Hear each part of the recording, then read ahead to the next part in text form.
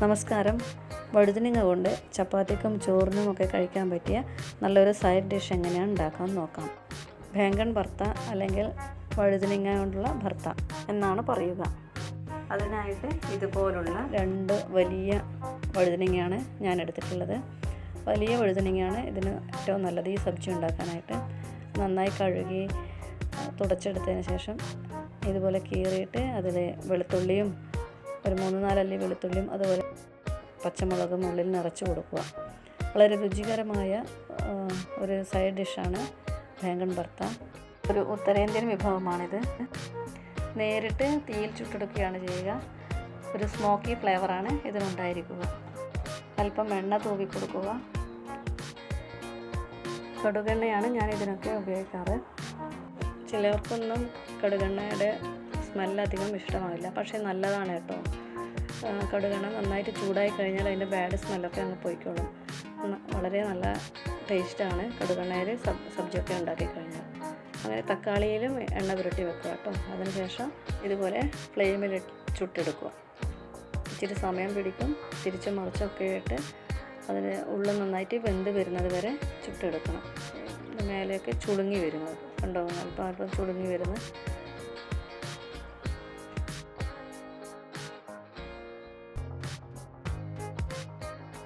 അതുപോലെ തക്കാളിയും ഇതുപോലെ ഫ്ലെയിമിൽ ചുട്ടെടുക്കാം. അല്പം ചൂടാറിയ ശേഷം ഇതുപോലെ വഴുതനങ്ങയുടെ തൊലിയൊക്കെ മാറ്റിക്കളയാം. അതിൻ്റെ ഉള്ളിലുള്ള വെളുത്തുള്ളിയും പച്ചമുളകൊക്കെ എടുത്ത് മാറ്റി വെക്കുക. എല്ലാം നന്നായി വെന്തിട്ടുണ്ട്. വല്ലാതെ കരിയൊക്കെ ഒട്ടിപ്പിടിച്ചിട്ടുണ്ടെങ്കിൽ ഒന്ന് ചൂടുവെള്ളത്തിൽ ഇത് കഴുകുകയും ചെയ്യാം. തക്കാളിയുടെ തൊലിയും ഇതുപോലെ കളയുക.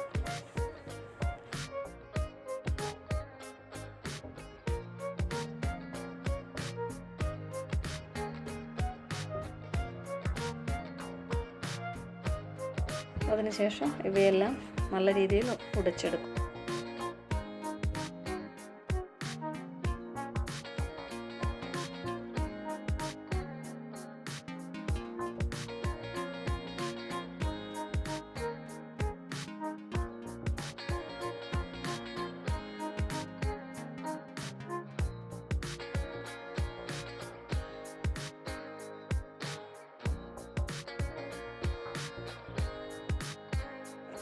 ഇനി ബാക്കി വരുന്ന ഇൻഗ്രീഡിയൻസ് എന്തൊക്കെയാണെന്ന് നോക്കാം. അതിനായിട്ട് 2 വലിയ സവാള, ഒരു കഷ്ണം ഇഞ്ചി, അതുപോലെ ഒരു 1/4 കപ്പ് ഗ്രീൻ പീസ്. ഇത് ഓപ്ഷണലാണ് കേട്ടോ. ചീനച്ചട്ടിയിൽ എണ്ണ ചൂടാകുമ്പോൾ ജീരകവും ഹയമോദകവും ഇട്ട് പൊട്ടിക്കുക. 2 വറ്റൽമുളകും കൂടെ ഇടുക.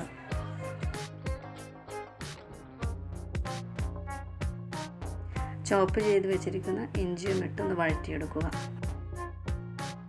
അതിനുശേഷം അതിൻ്റെ കൂടെ തന്നെ അരിഞ്ഞു വെച്ചിരിക്കുന്ന സവാളയും ചേർത്ത് നന്നായിട്ട് വഴറ്റിയെടുക്കുക.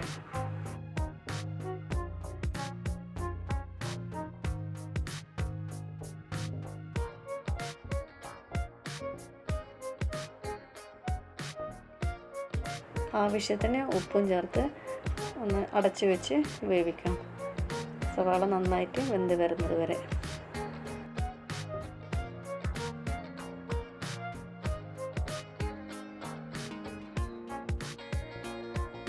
ഇനി മസാലപ്പൊടികൾ ചേർത്ത് കൊടുക്കാം. 1.5 ടീസ്പൂണോളം മല്ലിപ്പൊടിയും 1.5 ടീസ്പൂൺ കാശ്മീരി ചില്ലി പൗഡറും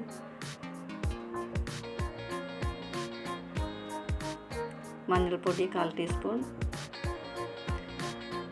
ജീരകപ്പൊടി 1/2 ടീസ്പൂൺ, ഗരം മസാല 1 ടീസ്പൂൺ. ഇവ ചേർത്ത് പച്ചമണം പോകുന്നത് വരെ നന്നായി വഴറ്റിയെടുക്കുക. ആവശ്യമെങ്കിൽ അല്പം വെള്ളം കൂടി ചേർക്കാം. ഇനി ബോയിൽ ചെയ്ത് വെച്ചിരിക്കുന്ന ഗ്രീൻ പീസും കൂടി ചേർത്ത് വേവിക്കുക.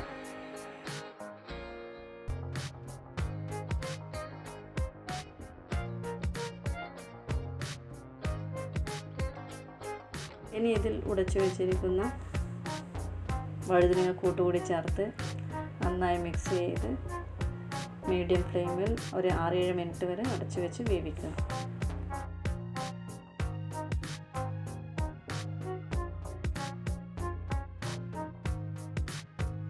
കണ്ടോ, ഇപ്പോൾ എല്ലാം നല്ല സെറ്റായിരിക്കുകയാണ്.